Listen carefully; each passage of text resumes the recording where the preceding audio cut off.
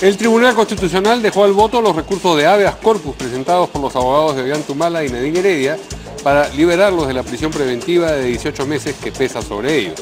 Durante la audiencia, César Nakazaki, abogado del exmandatario nacionalista, sostuvo que la solicitud de detención no podía aplicarse porque los Humala Heredia no ponían en riesgo las investigaciones y estaban colaborando con las diligencias, y que además no estaba probado que hubieran recibido $3 millones de la empresa Odebrecht. La Sala Penal Permanente de la Corte Suprema verá este 5 de marzo el pedido de Estados Unidos de extradición del expresidente Toledo por el caso Ecoteva.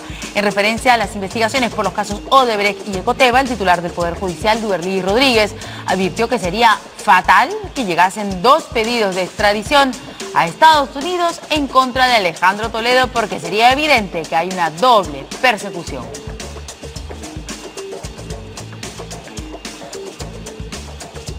Y el presidente de la Cámara de Comercio de Lima, Mario Mongilardi, sostuvo que la remuneración mínima vital debería tener un incremento de 41 soles, si se aplica la fórmula que tiene como base la inflación y el aumento de la productividad, con lo que el sueldo mínimo no debe superar los 900 soles. Mongilardi advirtió que incrementarlo a 1.500 soles, como las centrales sindicales proponen, obligaría a las empresas a contratar más trabajadores de manera informal. Según informó el ministro de Trabajo, Javier Berreda, el Consejo Nacional de Trabajo discutirá el tema del sueldo mínimo hasta el 6 de marzo, fecha en la que la Comisión Técnica tendrá listo su informe al respecto. Walter Albán, abogado del magistrado del Tribunal Constitucional Eloy Espinosa Saldaña, advirtió que poner en la agenda de la Comisión Permanente el informe de la Corte Interamericana de Derechos Humanos lleva al Estado peruano a responsabilidad internacional. Albán señaló que le parece poco serio que se quiera negar o resistirse al cumplimiento de un mandato jurisdiccional.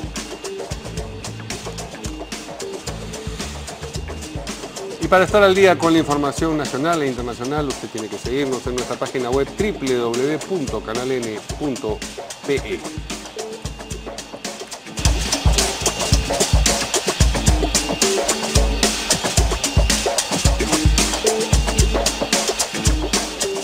¿Qué tal, amigos? ¿Cómo están? Buenas noches, bienvenidos a En Portada. Verónica, ¿qué tal? ¿Qué tal? ¿Cómo estás, Mario? Muy buenas noches. Presentamos a nuestros invitados. Tenemos a Daniela Bogotás, expresidente del Congreso. ¿Qué tal? ¿Cómo está? Y Luis Taís, analista político. ¿Qué tal? Futuro presidente. También. Futuro presidente. ¿Futuro? Ahora me está lanzando ya acá con tanta anticipación. No, para nada. Ah, ya. ¿Candidato a alcaldías, algo? No, No, imagínate. no, por Tenemos que buscar las nuevas generaciones ya. Está bien. Bueno, vamos con nuestros temas. Así es. Bien, el Tribunal Constitucional ha dejado al voto los recursos de habeas corpus presentados por Ollanta y Nadine Heredia. Estos recursos lo que pretenden es que cese la prisión preventiva de 18 meses que en este momento pesa sobre ellos. Vamos a escuchar declaraciones tanto de César Nakazaki como de el otro abogado, que es el señor Otárola. Abogados ambos de la pareja Humala Heredia. Lo que estamos pidiendo es que se declare inaplicable la resolución de la Sala Penal Nacional, en consecuencia se determine la libertad individual con las reglas que se estimen pertinentes para Ollanta Humala y Nadine Heredia. ¿Sería a comparecencia restringida? Bueno, en principio sí, esa sería la garantía para la prosecución del proceso. Como lo dijo César, la comparecencia restringida ha asegurado, o sea, el proceso ha avanzado más con Ollanta y Nadine libres. Ahora que están en la cárcel, como dicen los chicos, están en la casa por gusto, por las puras, solamente, ¿no es cierto?, limitando la libertad ambulatoria de ellos y sobre todo lo que dije al final de mi intervención, desconociendo el derecho al interés superior de 3 menores de edad, que hasta este momento no entienden cómo sus padres pueden estar en una situación de esa magnitud para su libertad sin poder gozar de la protección materna y paterna. Porque ese señor Barata, si confirma lo que ha dicho, diría no hubo sobornos. La donación la hizo el Partido Nacionalista. Y algo que es central, y esto es muy importante para todos, los testimonios en Brasil sirven para el interés público, sirven para formular una acusación, pero no sirven para condenar. Si los testigos brasileros no declaran en los juicios, la ley peruana, al igual que las leyes del mundo, dice que si los testigos no declaran en juicio no sirven para condenar. Así que no tenemos ningún mayor sobresalto y estamos esperando con tranquilidad que seguramente repita lo que ha dicho, ¿no? Bien, a ver qué dicen nuestros invitados. ¿Qué dice el señor Bugatás? ¿Qué tal? Bueno, yo creo que ya la situación del señor Humala y de la señora Heredia a todas luces es desproporcionado el hecho de que estén más de 6 meses en la cárcel, ni siquiera se les ha formulado una acusación fiscal, no ha habido ninguna variación en el proceso durante estos 6 meses, y además de que resulta una medida desproporcionada e injustificada, ¿no? Porque si tuvieras algún temor de fuga, igual podrías tener tú una detención domiciliaria y cumple los mismos fines, los tienes controlados bajo control, si fuera el caso que aparentemente no lo es. A todos nos dio la impresión de que todo lo que era relacionado a Lavajato, a Odebrecht, terminaba con prisión preventiva. Humala entró a prisión preventiva, Heredia prisión preventiva, Los Graña prisión preventiva, todos, pero a la noche a la mañana salieron 3 de los señores. Entonces parece que ya no es la tónica del juez Carhuancho mantener a todo aquel involucrado en el tema de Lavajato, con lo cual da que pensar, o sea, a mí personalmente me da que pensar.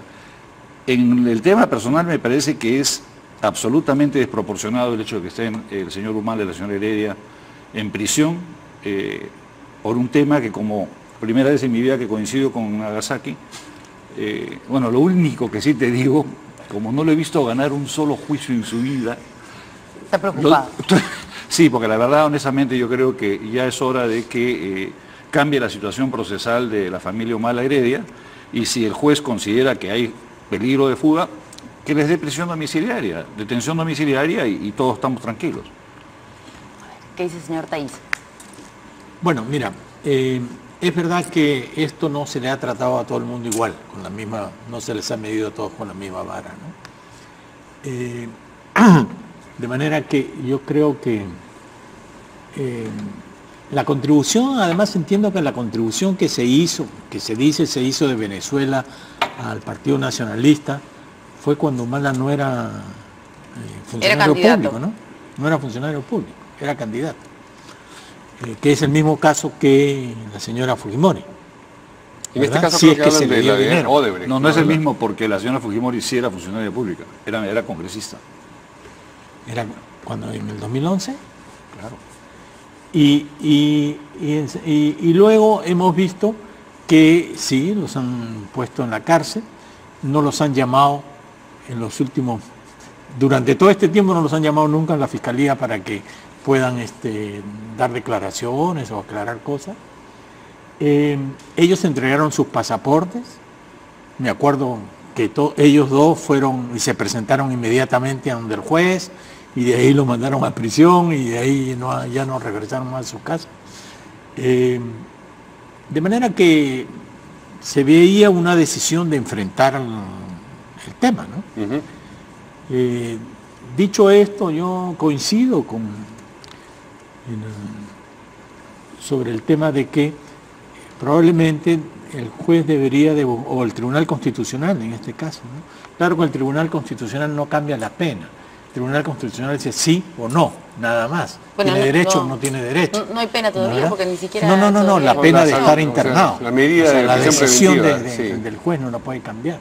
Pero lo que de pronto sí puede señalar es que el juez vuelva a revisar su fallo, ¿no?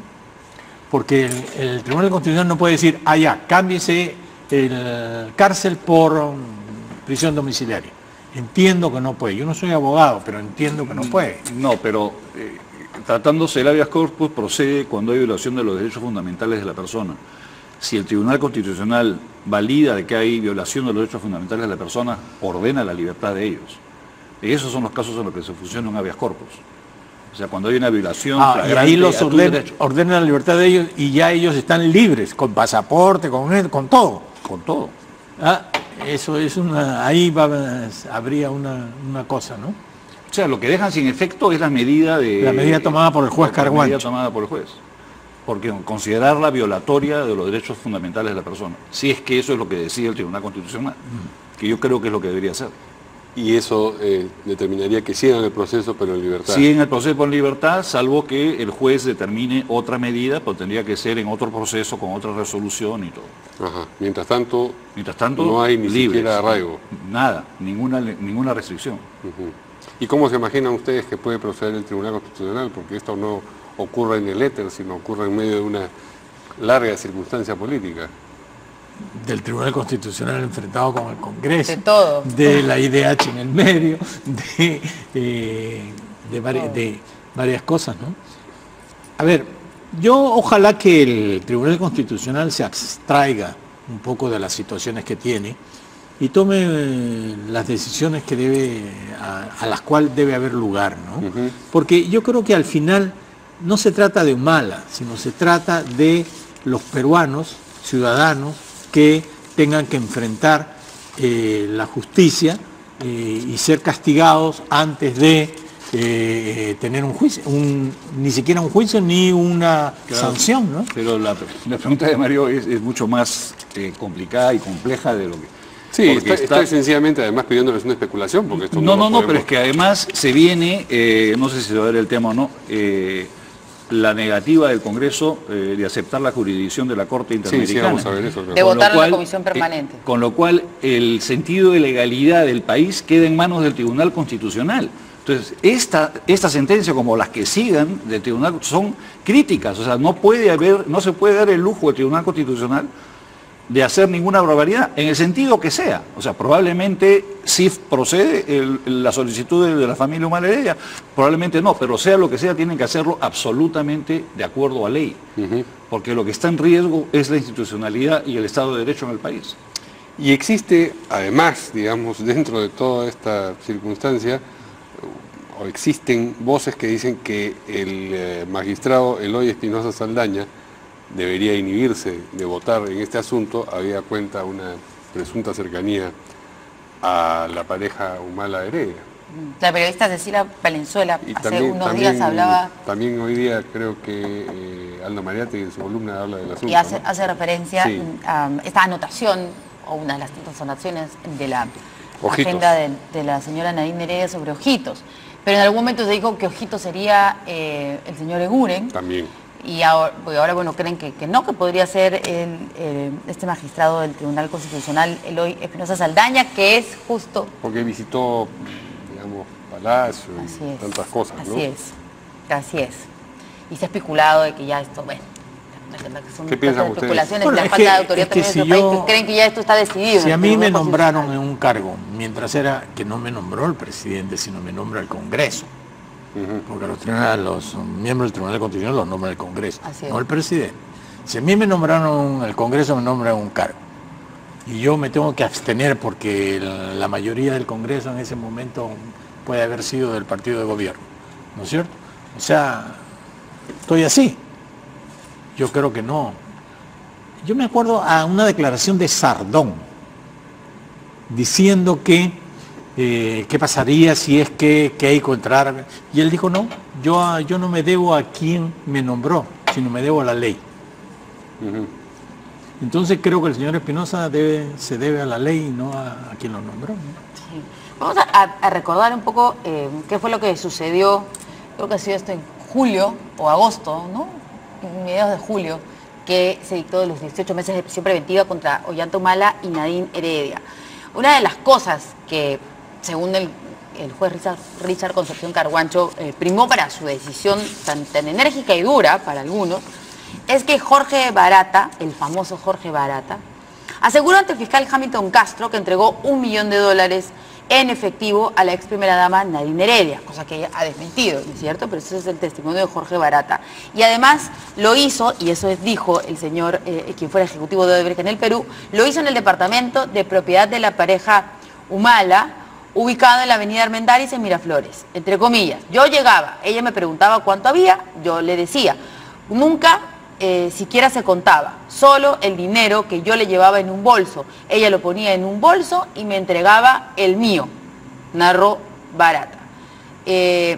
Había un detalle, ¿no? Y dijo, sí, en la planta baja del inmueble era una sala pequeña, o sea, para tratando de alguna manera de corroborar que efectivamente conocía ese ambiente.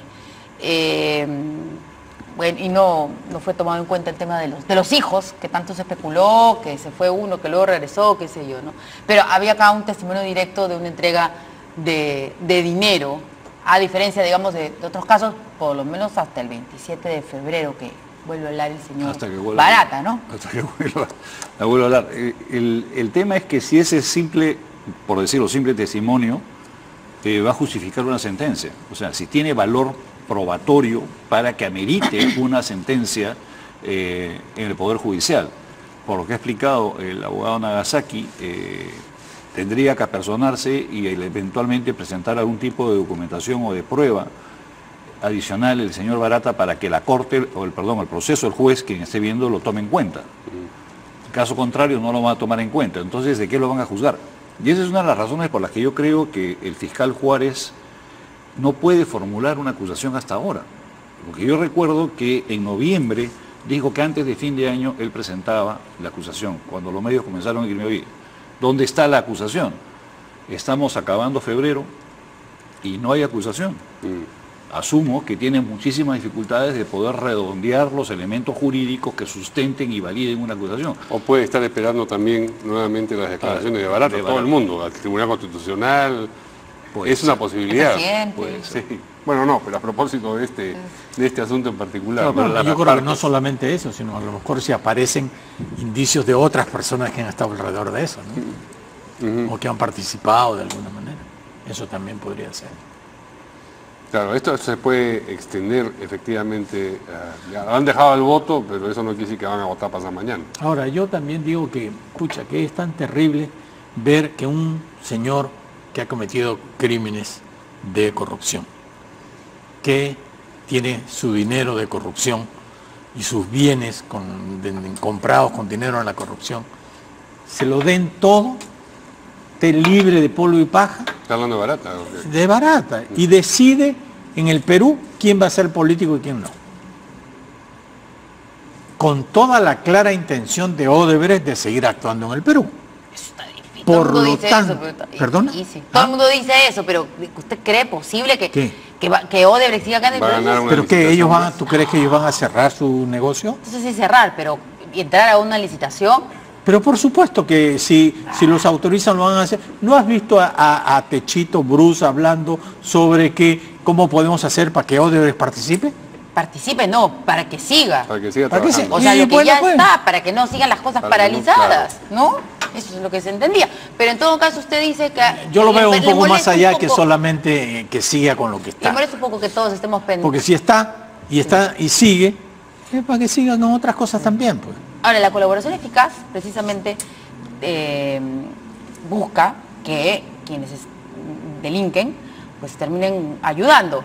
Porque quién más sino alguien que ha estado metido en el lodo podría decirnos que hay en el lodo. Y eso lo hacen con el señor Barata, con delincuentes, con lo de las bandas de delincuentes, con narcotraficantes, yo lo que no he visto en todo este proceso es ni siquiera 3 o 4, una investigación de la Fiscalía diciendo yo he investigado y tengo esta información, distinta a la que puede haber de otros.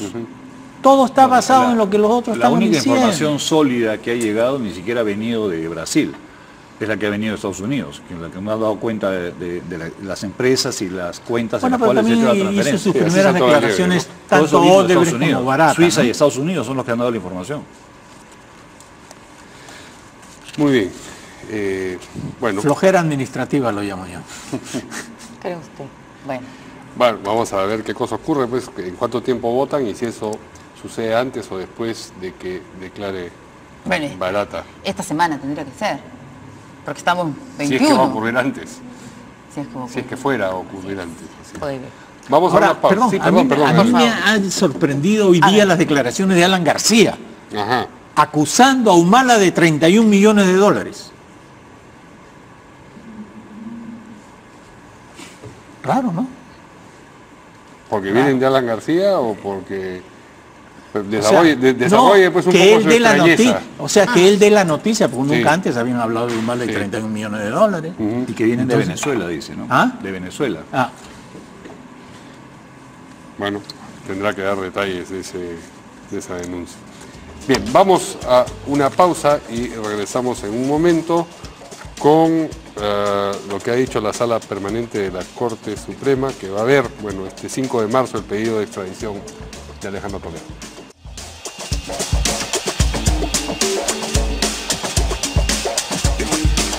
Bueno, la Sala Penal Permanente de la Corte Suprema va a ver en marzo, el 5 de marzo, el pedido de Estados Unidos Estados Unidos, ¿no? de extradición del expresidente Sí. Alejandro Toledo por el caso Ecoteva. Y el presidente del Poder Judicial, Duberly Rodríguez, ha hablado sobre el tema y ha advertido que sería fatal que de pronto llegaran dos pedidos de extradición. Es increíble, de verdad, que sigamos hablando sobre los dos casos, ¿no es cierto? Que si se debían juntar, que se debían ir por separado, y nos referimos a Odebrecht y Ecoteva. Hay algunos especialistas que dicen, no, esto tiene que juntarse porque es lo mismo. Pero como primero empezó como Ecoteva y después vimos que Apareció el otro. lo de Odebrecht, ¿no es cierto?, que termina siendo, digamos, iba al mismo bolsillo, pero eran como dos casos que iban en paralelo, no se sabía si debían ir separados, si debían ir juntos, separados o juntos. Bueno, el propio presidente del Poder Judicial ha hecho que, imagínense que lleguen dos pedidos de extradición, no, esto ya sería como para nunca tener al señor Toledo acá en nuestro país. Vamos a ver qué es lo que ha dicho el presidente del Poder Judicial. Duberly Rodríguez, presidente del Poder Judicial. Tengo una preocupación que traslado al Ministerio Público. No puede ser posible que tengamos dos procesos por lo mismo, Ecoteva y Odebrecht.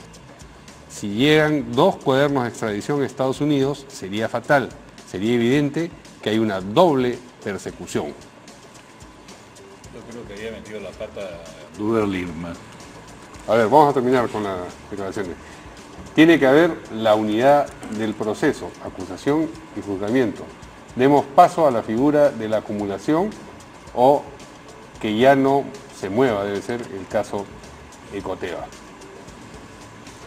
Una doble persecución, dice, no debería haber ni una, ¿no? O sea, o sea, Es una investigación, pero no es una dice que hay persecución. evidente una doble persecución en vez de una sola persecución. Que ya Acá sería no es una bastante persecución, mal, este es un claro. proceso judicial en el cual el Estado tiene derecho de procesar a una persona que está siendo investigada por haber recibido dineros ilícitos en una operación siendo presidente del Estado. Que el presidente del Poder Judicial... Una mala selección de palabras, Yo digamos. creo que sí, se le chispoteó por ser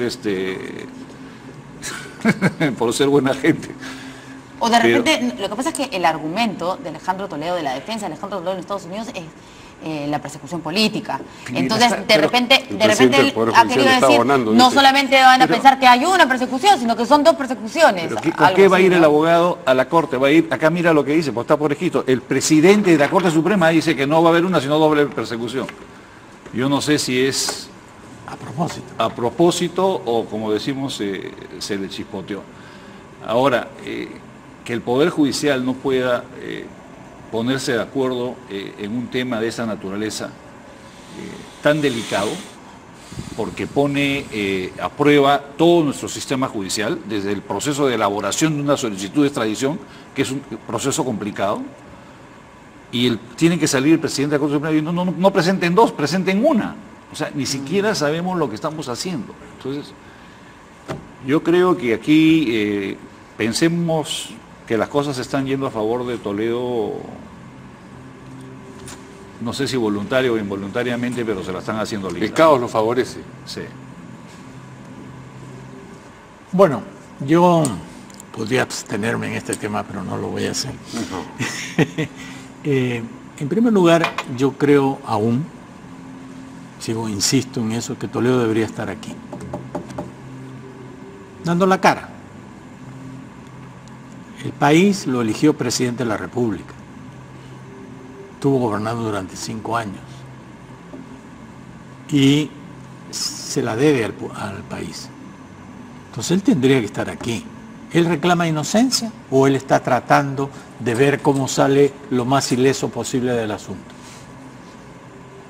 Ese es un poco para mí el tema, que es un tema más ético que jurídico. Yo no soy un abogado, no soy jurista. Entonces, en el tema ético, ¿no es cierto? Si yo tengo la razón, yo sé que no he cometido nada, pues voy. Y me la aguanto. ¿Por qué no viene? Pues? Pero eso Por eso parece pues, que no va a ocurrir. Pero queda claro, ¿por qué no? Por eso te digo, entonces, si a mí me hace pensar que si no está aquí, se está defendiendo con argumentos que en realidad son, ¿cómo se dicen? Argucias legales, ¿no es cierto?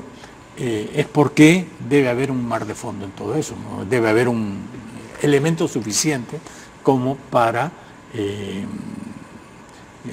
digamos, pensar que hay mucho más de verídico de lo que lo están acusando que lo que él está reclamando que como inocencia, ¿no? Pero su gran reclamo ha sido lo de la solicitud de prisión preventiva.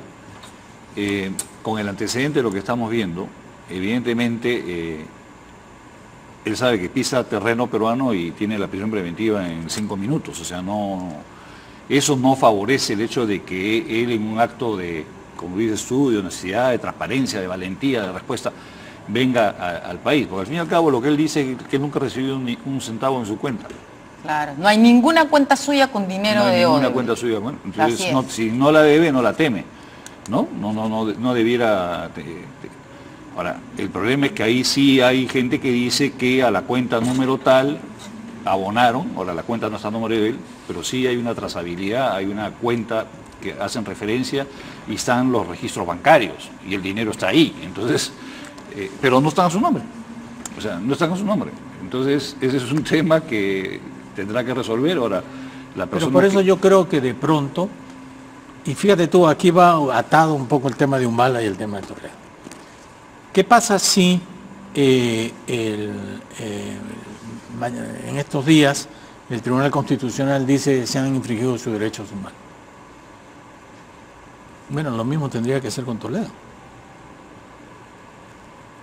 Porque es el mismo caso. No es el mismo caso porque hay una fuga de parte de él. O sea, hay una fuga. Hay una fuga. O sea, en realidad no hay una fuga. No, perdóname, no hay una fuga. Pero no se ha presentado el Lo proceso. que hay es que no se ha presentado porque ya lo habían dicho que lo iban a meter preso. O sea, no es una fuga. Y él le dice, ya pues venga, si no lo vamos a meter preso va a tener prisión domiciliaria. A ver que venga Toledo. Entonces los tendrían aquí, sin necesidad de estar haciendo todo este proceso que va a durar 2 años, qué sé yo. No olvidemos que un ex secretario adjunto de Estado para América Latina es su abogado.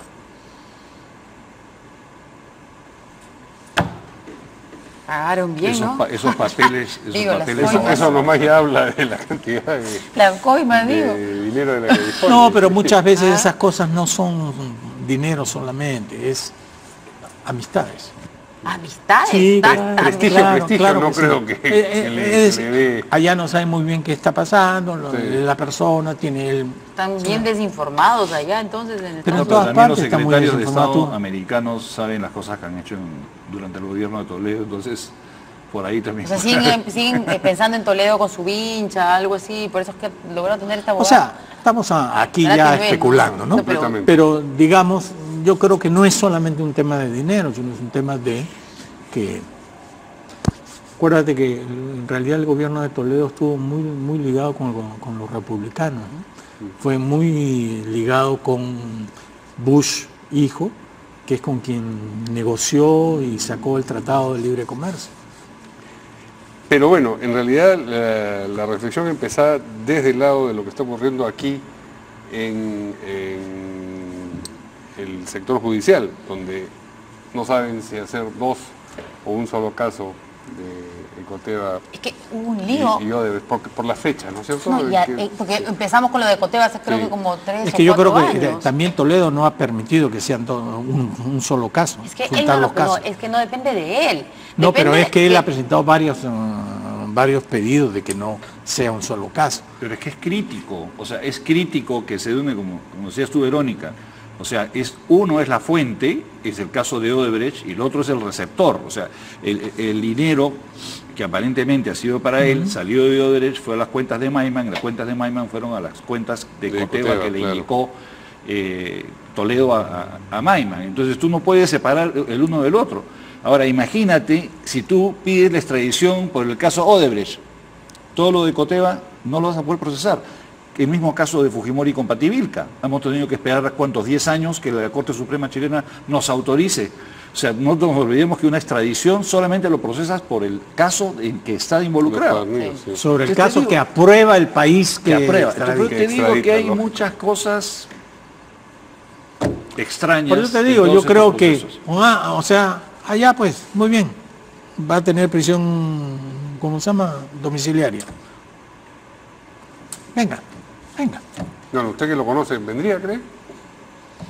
Es que yo creí conocerlo. Ajá. Bueno, pero ahora ya lo conoce. Hoy día no sé ¿Qué haría? qué haría.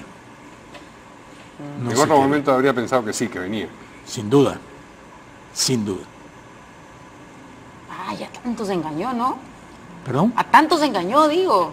Pues lo defendían a pero capa y perdóname, espada. cuando empieza todo esto estamos todos los peruanos engañados. ¿Sabíamos acaso lo que pasaba con el señor, con Graña Montero? ¿Sabíamos lo que pasaba con Odebrecht? ¿Sabíamos lo que pasaba con H? ¿Sabíamos lo que pasaba? No, pues.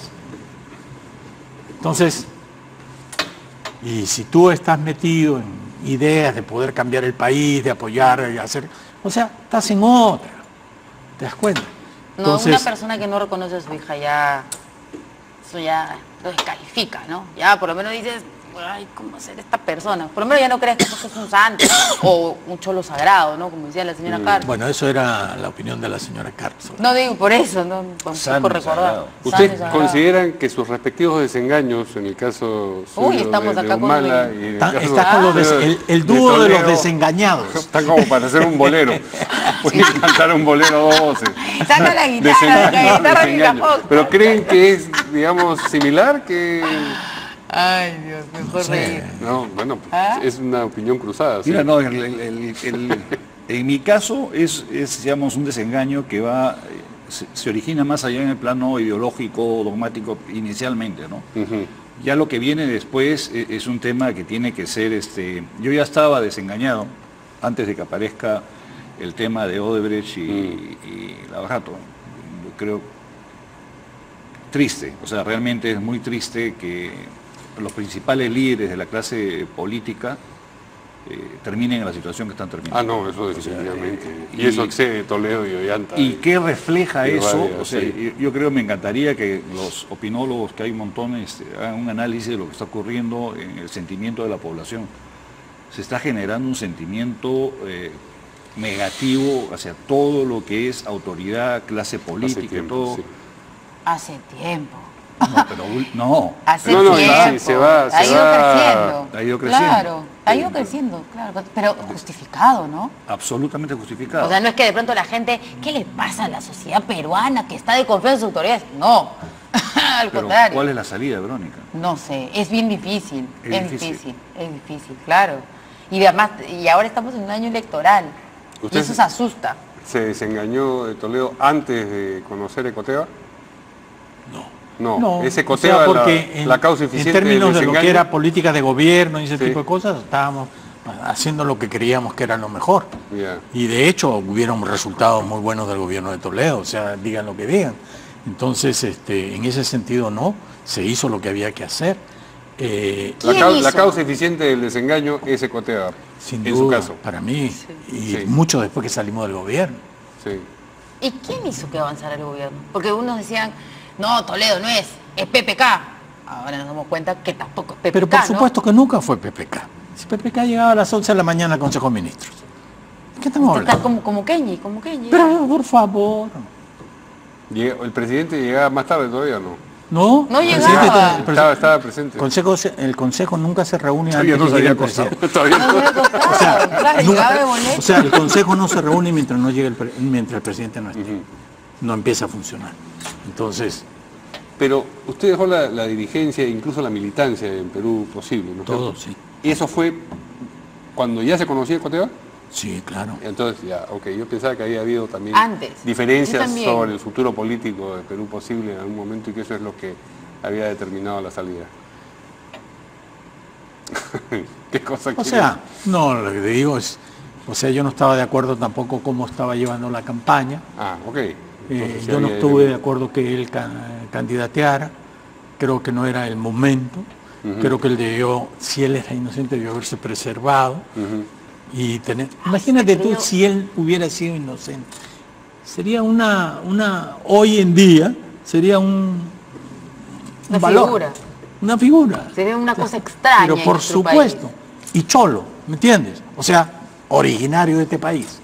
¿Te das cuenta de lo que eso hubiera significado? De este país. Hubiera sido una cosa significativa. No somos originarios. No somos originarios. Pues. No somos originarios. O sea, habremos nacido aquí, allá, pues. pero no significa que seamos originarios. No, pero nuestros papás, sus abuelos. Todos descendemos de migrantes, porque ya sea que migrasen en un barco o por el estrecho de Bering, los antecesores remotísimos de todo peruano. No, si lo llevas a ese punto, no habían antes todos acá. somos hermanos en Adán y Eva. Todos somos hermanos en Adán y Eva. No fue aquí. Vinieron por algún lado. No, pero como te digo, o sea, yo realmente pienso que él debería de, si realmente cree en su inocencia, él debería de venir y poner las cartas sobre la mesa y decir, total, esto es parte del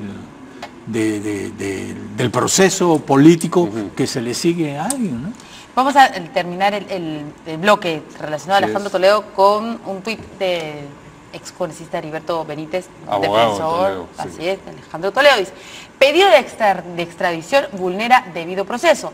Hay motivación política y no existe causa probable. Está gestionado por juez sin competencia legal, apoyado en delito prescrito, con arbitraria prisión preventiva y utilizando versión de aspirantes a colaborador eficaz no corroboradas. Bueno, la justicia en nuestro país. O sea, Benítez está de acuerdo con que no lo hayan condenado a Alan García, porque también prescribió su delito. Pero lo que sí hay que tener bien en cuenta y en claro que para la justicia americana no hay suposiciones, no hay... Hay pruebas. Si no hay pruebas contundentes, no pasa nada. No se mueve el territorio. O sea, ahí no hay cuentos. Entonces, de repente tiene razón Benítez en lo que está diciendo y termina pues en Hawái bailando con su señora, felices. Bueno, por lo menos está en California contento. Bajo el volcán. Sí. Claro, pero yo te digo, o sea, a mí en lo personal, el que haya prescrito o el que haya, no significa que no haya habido el delito, si es que lo hubo. Y lo más importante es el tema ético en la política. Bien, por supuesto. Vamos a una pausa y vamos a regresar para hablar de la remuneración mínima vital.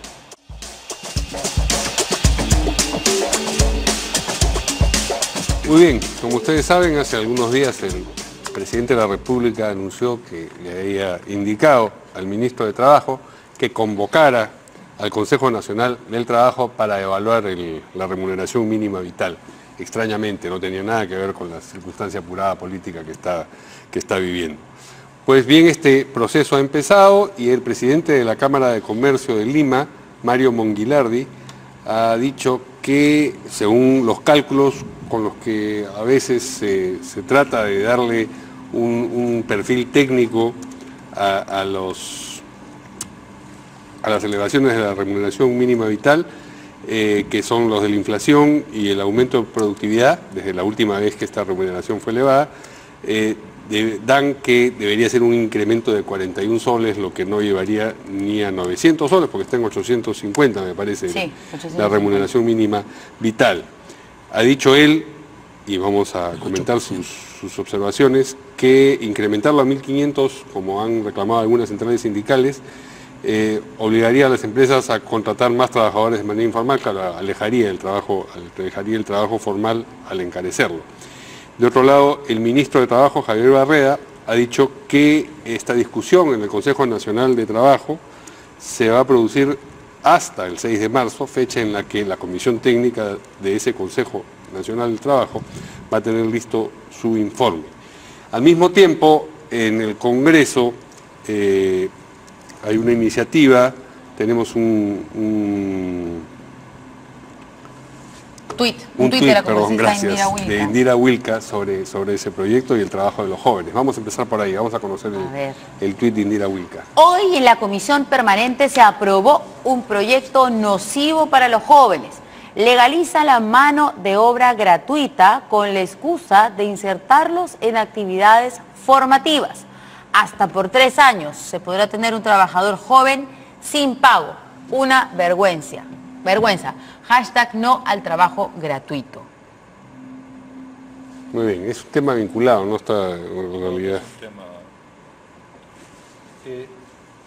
Yo creo que yo he estado en el sector empresarial y estoy en el sector empresarial y realmente el sueldo mínimo no lo gana nadie en el Perú. Nadie formal. No, ningún formal gana el sueldo mínimo. Gana más. Gana más, pero ¿por qué? Porque están obligados a trabajar 12 horas para llevarse 1.200 soles a su casa, con lo cual cubren más o menos la canasta familiar. Entonces, que en el Perú la jornada de 8 horas, que fue un gran logro sindical de 1900 tanto, no existe. Porque tú, para poder sobrevivir en el Perú, llevar pan a tus hijos, tienes que trabajar 12 horas. Eso no se toca. Y si queremos hablar de productividad, ¿cuánto tendríamos que pagarle a PPK? Él debería pagarnos plata. ¿Cuánto deberían pagar los ministros? Todos los ministerios, que son los más ineficientes que hay. Yo creo que este tema no es el cuánto le pago, son las condiciones laborales para que pueda el trabajador llegar a tener un ingreso que sea el mínimo vital, con el cual tú puedas mantener a tu familia. No olvidemos que en el Perú un sol hace la diferencia entre pobreza y pobreza extrema. O sea, tú con 40 soles al mes eres extremo pobre, con 41 soles al mes ya no eres extremo pobre, eres solamente pobre.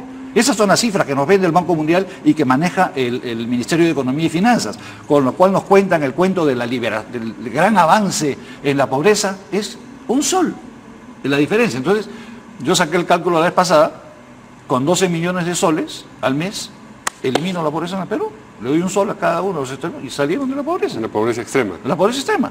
Se acabó la pobreza extrema. Facilito, PPK, oye, al toque lo sacas y ya estás. Yo creo que este tema se sigue manejando con los pies. Es un insulto a los que saben algo del tema, que le hayan derivado al Ministerio de Trabajo el análisis, cuando sabemos que la comisión técnica no funciona. Hace 5 o 6 años no funciona la comisión técnica, recién se ha reconstituido. Y nunca el Ministerio de Economía y Finanzas ha tomado en cuenta la opinión del Ministerio de Trabajo a la hora de elaborar una remuneración mínima y vital. Entonces, ¿a quién creen que están engañando con esto? Finalmente, si se da o no se da, será el capricho del señor PPK y lo que decida la señora Cooper. Señora o señorita, no lo sé. Eso va a ser, lo que diga el señor Barrera y lo que diga el Consejo Nacional de Trabajo no tiene ningún... Es una finta, dice usted, eso lo va a decir Pedro Pablo. Es que es insultante ya que traten a la gente así. O sea, digan las cosas de la verdad. O sea, ¿por qué tienen que seguir engañando a la población de esta manera? Bueno, salario mínimo vital, o sea, es el mínimo con el que puedes vivir. Mi pregunta al señor Mongilardi es, ¿con 850 soles o 890 soles puede vivir la gente? ¿Puede vivir él? ¿Le gustaría que le aumentaran 41 soles a él? Entonces, eso es como una hipocresía, ¿no? Es cierto, se cambió la medición de pobreza en la época de Alan García. Cuando cambiaron al nuevo director, que era un señor Quispe, me parece que pusieron. Y abrazó esta teoría del Banco Mundial, que siempre fue un enemigo de todos los programas de lucha contra la pobreza. Que pobreza monetaria. ¿Ya? Porque acuérdate que en esa época lo más importante era poner las cuentas en orden, ¿no? Entonces, indudablemente que hay varias maneras de medir la pobreza. Sí. Una de ellas, por ejemplo, es si tú tienes casa, si tienes comida, si tienes tus hijos van al colegio, o sea, necesidades básicas. ¿Hay cumplimiento de necesidades básicas? Sí o no. ¿Con 850 soles? Obviamente no. Lucho, ¿me permites interrumpirte Por un favor, momento? sí. Porque tenemos al teléfono al congresista Víctor Andrés García Belaunde, que quiere comentar aquello que hemos visto al principio de este bloque, que es la iniciativa que se ha visto en la comisión permanente. Ya cortó. A lo de Indira Huilca. Bueno. Sí, bueno, porque digamos, hay ahí alguna relación, ¿no? Porque Perdón, ya estamos cortó, de hablando manera que lo corté por en vano. No, pero avísame, no, si yo no tengo problema. Así hacemos más o menos el programa. Por favor. No, pero te decía, o sea, hay varias maneras de medir la pobreza. Yo te digo, pues yo tuve a mi cargo un programa de lucha contra la pobreza en los años 70, cuando se hablaba del ajuste económico, y luego UNICEF sacó el ajuste económico con cara humana, y luego, pero en realidad lo que se enfrentaba con el tema de la pobreza no existía. Entonces, el tema mejor es el de necesidades básicas, satisfechas o insatisfechas, porque si tú ya tienes un hogar, pues entonces ya no es que eso va a cambiar y sí puedes vivir, y así una serie de cosas, ¿no? Entonces, creo que eso no coincide con los 850 soles para empezar. Tú no puedes exigirle productividad a un señor que a lo mejor tiene que tener 2 o 3 trabajos para poder mantener su casa, ¿cierto? Tú no le puedes exigir productividad a un señor que viaja 2 horas para llegar a su trabajo. A veces 3. A veces 3. Tú no le puedes exigir productividad. Los bancos tienen 12 horas trabajando a la gente, o 10 horas. Y los tienen trabajando sábado y domingo en algunos casos. O los departamentos de tiendas ¿cómo se llama? De Falabella y todo esto, que ¿qué hacen? Los contratan cada 3 meses. Y les dan contratos nuevos cada 3 meses. ¿Para qué? Para no pagarle los derechos sociales. Una más y entras a la categoría de comunista. ¿Perdón? Una más y entras a la categoría Si nos de permiten, comunista. tenemos a la congresista Rosa Bartra, que bueno, nos va a poder explicar un poco más Autora sobre... del proyecto, nos dicen en producción. Sí, Sí, que ya la han denominado, a ver si ella nos puede confirmar, la han denominado ya la nueva ley Pulpín. Es así como vemos además a través del tuit de la congresista Indira Wilca. Congresista Bartra, buenas noches. Buenas noches, Verónica, Mario ¿Qué tal? y a su panel de esta noche. Muchas gracias por la oportunidad. Primero, yo tendría que desmentir el impillo que tienen en este momento, que los chicos van a trabajar sin sueldo. Pero porque no se trata de una modalidad laboral. Hay un tema, yo creo que perverso y además bastante ignorante en el abordaje que se está teniendo para debatir lo que es este proyecto de ley que hoy día ha sido aprobado además por todas las fuerzas políticas, excepto la izquierda. ¿Qué es lo que plantea este proyecto de ley? Plantea que los jóvenes de institutos tecnológicos puedan aprender en situaciones reales de trabajo. ¿Por cuánto tiempo? Por lo que está establecido en la ley, 14 créditos, lo cual es 448 horas a lo largo de sus 3 años de formación, lo cual hace en promedio 12 horas mensuales. Que los chicos que aprenden, por ejemplo, soldadura, puedan aprender con máquinas modernas de soldar o los que hacen mecánica de producción, con tornos modernos que ahora los institutos, si es que acaso tienen maquinaria de la década del 60. Se lo digo con conocimiento de causa porque soy por 23 años profesora de institutos de educación superior tecnológica del Estado, de los más pobres. Entonces, ¿qué es lo que se plantea acá? No es una modalidad laboral, es una modalidad formativa que ya está establecida en la ley desde el año 2005 y que se aplica para CETPROS y se aplica también para programas sociales. Lo que se está haciendo ahora es que los estudiantes de institutos tecnológicos puedan tener esta posibilidad. Es realmente lamentable que no se comprenda la necesidad enorme que tienen los jóvenes ahora de formarse para ser competitivos en un mercado laboral cada vez más exigente. Es increíble que no se pueda ver que la necesidad de estos técnicos competitivos es enorme en el Perú y que hay un divorcio bastante grande entre lo que es el mercado laboral, que los va a albergar, y lo que es el mercado educativo. Hemos discriminado por años este sector. Tengo un compromiso real y lo voy a seguir defendiendo. Voy a seguir defendiendo, así como defendimos la ley de institutos de educación superior que aprobamos en el año 2016. En el año 2016 también planteamos esta ley, ha sido socializada, que ha sido aprobada por unanimidad en la Comisión de Educación, que tiene todas las opiniones favorables y que el día de hoy, repito, ha sido aprobado por todas las fuerzas políticas del Parlamento que comprenden que nosotros tenemos que estar efectivamente en el siglo XXI, en una formación dual en la cual el estudiante pueda aprender aquello que necesita. Sí. Se está diciendo ahora que una ley que va a esclavizar, que 3 años van a trabajar sin sueldo. ¿Cuál trabajo? ¿Cuál trabajo? Si no estamos hablando de ningún trabajo, sino de la posibilidad posibilidad de que el muchacho no solamente aprenda en el aula, sino también en una situación real de trabajo. ¿Se ha puesto candados? Sí, se ha puesto candados. El principal candado es que no puede ser por más de 4 horas diarias ni por más de 20 horas semanales. No significa que ellos 4 horas diarias, 20 horas semanales van a estar allí trabajando de esclavos sin sueldo. Absolutamente falso. Ese es el candado que se ha puesto para que ningún instituto vía convenio pueda someterse a una empresa que pueda pensar o que pueda pensarse que se pueda aprovechar de una fuerza laboral gratuita. Mario, yo no sé si vale la analogía, pero por ejemplo en la Universidad Católica, para poder aprender a tomar fotos, los chicos acompañan durante un día a los fotógrafos. Solo que en este caso, además van a poder coger la cámara y tomar la foto. Entendemos. Por un tiempo limitado y totalmente ligado a su unidad formativa. Es decir, Congresista. es parte de un curso. Sí, congresista, Sí, cuando Mario. usted dice que la única fuerza política que se ha opuesto a esto, entiendo que en la Comisión Permanente ha sido la izquierda, ¿se refiere tanto al Nuevo Perú como al Frente Amplio? Me refiero a la congresista Glave, al congresista Quintanilla y al congresista Rosas. Claro, sí, son las dos fuerzas de izquierda, sí. Ajá. Que confunden, de verdad, que confunden, como le digo, no sé si por ignorancia o de forma perversa, una modalidad formativa, académica, con una modalidad laboral.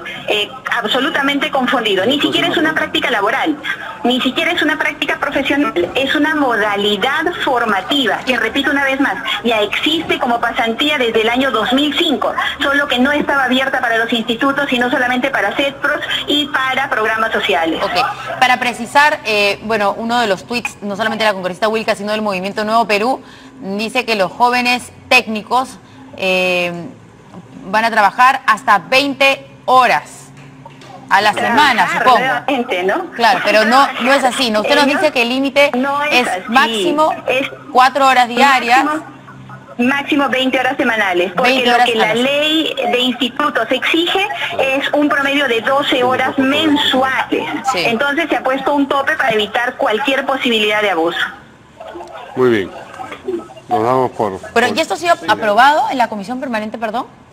Ha sido aprobado en primera la Comisión votación. Permanente el día de hoy. En primera votación. Aprobado, así es. Bueno, entonces, ¿por qué no le damos... Okay. Bueno, no sé si el congresista nos permita que acá el ex congresista Daniela Bugatás quiere hacer una consulta. Quiere también... Con todo gusto. A ver. Con todo gusto. Congresista Bartra, usted está reconociendo que los institutos tecnológicos son una estafa, abiertamente, y que requieren de la empresa para que la empresa haga lo que los institutos no pueden hacer. Entonces, ¿por qué no cerramos los institutos y le damos déjenme terminar, y le damos a las empresas que certifiquen y den títulos? ¿Para qué queremos los institutos? Congresista Bugatás, con todo respeto, la formación en los institutos tiene una carga teórica y una carga práctica. La carga práctica está establecida en 14 créditos en toda su carrera. Si usted, congresista Bugatás, conociera lo que es el mercado de la educación superior técnica, que yo la conozco directamente y por más de 23 años... La conozco muy bien, la conozco muy bien. A ver, no me interrumpa, señor, que yo escuché No se con moleste, atención lo que señora. usted me quiso decir. Por favor, me permite explicarle. A ver. Sí, por favor, adelante. Significa esto, señora Bugatás, y por intermedio suyo, a todos los que nos estén escuchando, que nosotros le estamos dando al estudiante la posibilidad de aprender en situación real de trabajo. Si usted cree que eso significa cerrar los institutos o que son una estafa, esas son sus palabras, no son las mías. Lo que yo estoy diciendo en este momento es que hay que mejorar las capacidades de nuestros estudiantes para que su empleabilidad, por lo tanto, sea mejor y la empresa los pueda adoptar rápidamente y sean empleables, tan simple como eso.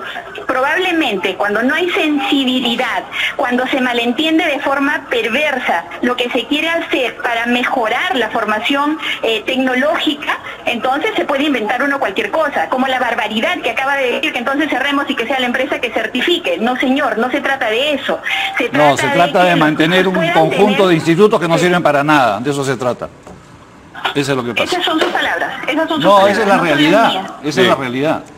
¿Cómo se llama? Usted lo dice. Sí, ¿y cómo se llama esta ley bueno, entiendo que falta otra votación, ¿no es cierto?, en la Comisión Permanente. No, la Comisión Permanente vota una vez. O sea, ya se aprobó, esto ya va a ser, bueno, elevado para que el Ejecutivo la promulgue.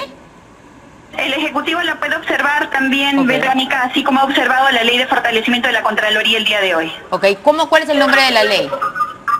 Es la ley que modifica la Ley de Modalidades Formativas Laborales. Ok, claro, porque es para incluir a los institutos, ¿no es cierto? Porque nos dice usted que las universidades... Para incluir a los institutos que por defecto normativo habían sido excluidos y solamente estaba restringido para centros de educación técnico-productiva y para programas sociales. Además esto es voluntario, ¿no es cierto? Voluntario, el joven que desee lo hace. Es voluntario y vía convenio. Tiene que suscribirse un convenio entre la empresa que acepte formar a los estudiantes y el instituto o la entidad educativa que los vaya a llevar. Muy bien. Le agradecemos la información a la congresista Rosa Bartra. Buenas noches. Gracias. Muchas gracias a ustedes. Buenas noches. Bueno, este era un No, pero sobre... yo he estado muy involucrado en el Senati y te digo que cuando llegaban soldadores de los institutos al Senati no tenían idea de lo que era una soldadura. Entonces digo, ¿para qué estudian en ese instituto si en ese instituto no van a aprender absolutamente nada? La parte teórica es la que ha resaltado. Que parece que tampoco que es cero. O sea, y eso consulten en el Senati. Bueno, todos los problemas que han que habido. la formación es completa, no es una formación que es de uno o de otro lado. Tienen que tener una formación teórica, sin ninguna duda, y tienen que tener una formación práctica. La formación práctica no hay mejor lugar que en una empresa. Y eso lo han demostrado los alemanes con su sistema de formación profesional entre la empresa y los institutos tecnológicos. ¿No es verdad? A mí me parece que en ese sentido es buena la iniciativa. No conozco el detalle de la ley. No, pero espérame pues. No conozco el detalle de la ley. Yo creo sí que 4 horas diarias es mucho. ¿Por qué? Porque es la mitad del día. Es hasta 4 horas. Sí, pues es hasta, pero va a ser hasta 4 horas. ¿Cierto? Vienes acá por 4 horas y no me sirves. ¿Entiendes? Entonces, yo creo que lo que ella hablaba de hacer, porque en un momento habló de 12 horas solamente. Entonces yo no sé si finalmente son 12 horas o es media jornada. No, ha dicho hasta 4 horas diarias, 4 por 5, 20 a la semana. Pero 20 a la semana es media jornada, pues. Sí, no, sí, claro, pero no escuché la oscilación por las 12 horas. Tendrían que tomarlo en cuenta, claro. Y luego yo creo también que está muy bien que haya un convenio, veremos cuál es el tipo de convenio que se está haciendo, y que no tiene necesariamente que ser, puede ser durante la época de vacaciones que tienen ellos, que es lo que hacen en Alemania, ¿te das cuenta? Entonces, yo soy muy creyente del sistema alemán en términos de capacitación tecnológica, ¿sí? Y yo creo que deberíamos adaptar el sistema alemán tanto para crear los institutos de tecnología como para el sistema en general de formación. Porque es lo que necesitamos. Nosotros, les digo, he estado en la industria toda mi vida cuando se ha tratado de tejedores, de tintoreros, de todos, vienen de los institutos como si no supieran absolutamente nada. Aprender en la fábrica. De acuerdo. ¿Para qué van al instituto? No, pero, o sea, vayan de frente a la fábrica, claro, porque vienen con su papelito. Sí, yo soy. Ven la máquina y dicen, ¿y esto qué es? Ya, perdón, cualquiera que sale de un instituto de universidad de frente a trabajar no sabe nada.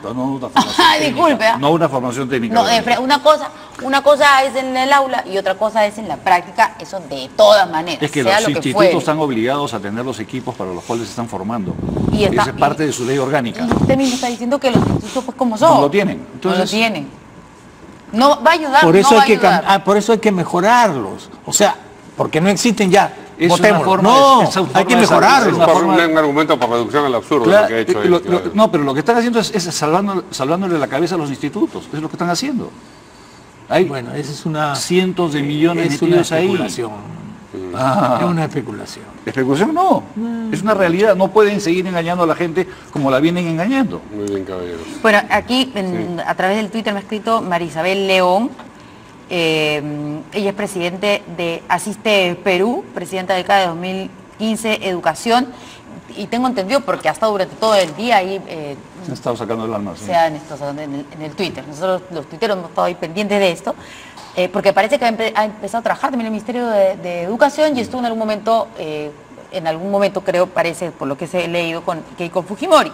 Ella es la jefe de plan de gobierno en educación. Ok, y ella dice, el mensaje de la bancada de izquierda es inexacto. El proyecto de ley que modifica la ley de modalidades formativas no es la nueva ley Pupín, no es una ley que regula el trabajo, regula la experiencia formativa de los alumnos en proceso de formación y está regulado en las normas del Ministerio de Educación. Muy bien. Ojalá, en buena hora, que salga bien. Bien. Les agradecemos Ojalá. a nuestros Gracias. invitados su presencia acá esta noche y nos vemos mañana aquí en Portada.